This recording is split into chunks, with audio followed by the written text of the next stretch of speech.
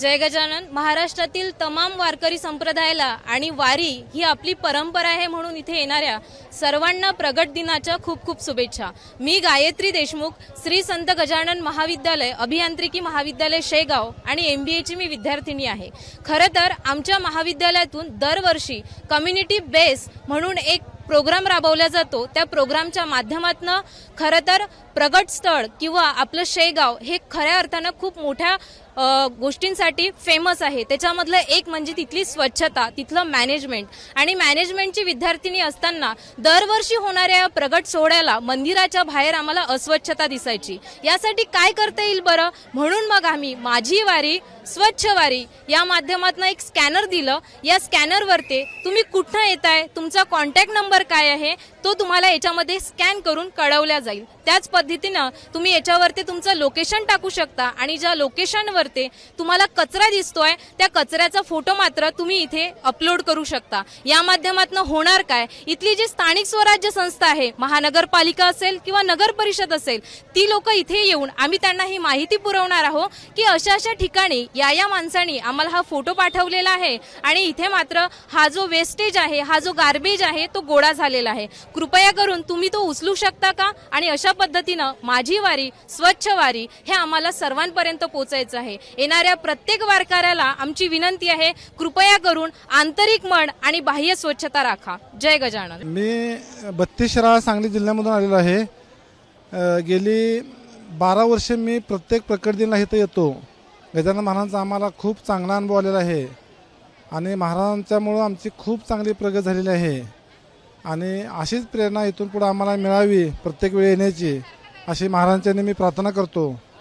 व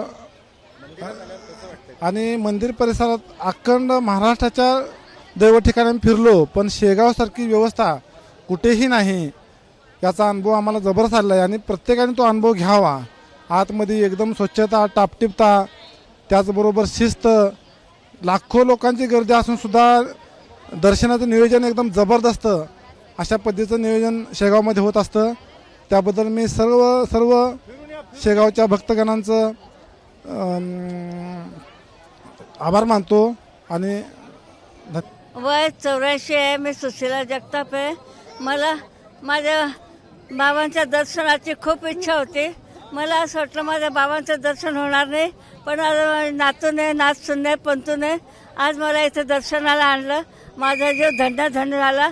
असंच शेवटच्या क्षणामध्ये माझ्या बाबांचं मला दर्शन हो, त्यांचं नामस्मरण मुखात येऊ, त्यांचं रूप डोळ्यासमोर येऊ आणि माझी मोक्षप्राप्ती चांगली हो अशी देवाजवळ श्रीचरणी प्रार्थना करते, नमस्कार करते आणि दर्शन खूप चांगलं झालं। माझ्या नातूमुळे, पंतूमुळे सगळ्यांचं दर्शन, भगवंताचं दर्शन खूप चांगलं झालं। खूप धन्यवाद वाटलं मला, इथे आनंद वाटला। उद्या संत गजानन महाराजांचा 146वा प्रगट दिन सोहळा शेगाव येथील संत गजानन महाराज मंदिरात संपन्न होत आहे। विविध धार्मिक कार्यक्रमांनी हा सोहळा संपन्न होईल आणि त्यामुळे आज सायंकाळपासूनच संत गजानन महाराज संस्थान शेगाव येथे मोठी भक्तांची रेलचेल झाली आहे। मंदिरावर मोठ्या प्रमाणात अशी रोषणाई करण्यात आली। आपण जर का बघितलं तर विद्युत रोषणाई मोठ्या प्रमाणात करण्यात आलेली आहे।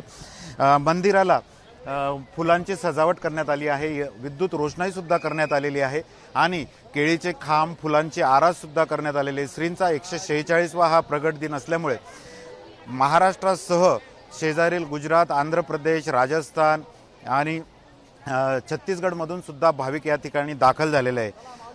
श्रींच्या प्रगट सोहळ्यासाठी राज्यभरातून या ठिकाणी दिंड्या येत असतात आणि आज सायंकाळी 5 वाजेपर्यंत जवळपास 700 पेक्षा अधिक दिंड्या या शेगावात दाखल झालेल्या आहेत। उद्या संत गजानन महाराजांचा हा 146वा प्रगट दिन मोठ्या उत्साहात साजरा होणार आहे आणि त्यानिमित्त मंदिरावर खूप मोठ्या प्रमाणात रोषणाई सुद्धा करण्यात आलेली आहे। उद्या विविध धार्मिक कार्यक्रमांनी हा सोहळा संपन्न होत आहे आणि त्यासाठी देशभरातून लाखो भाविक हे शेगावात दाखल झालेले आहेत। कॅमेरामन शांताराम तायडेसह doctor Sanjay Mahajan, ABP Majha, Shegaon. ABP माझा, उघडा डोळे बघा नीट।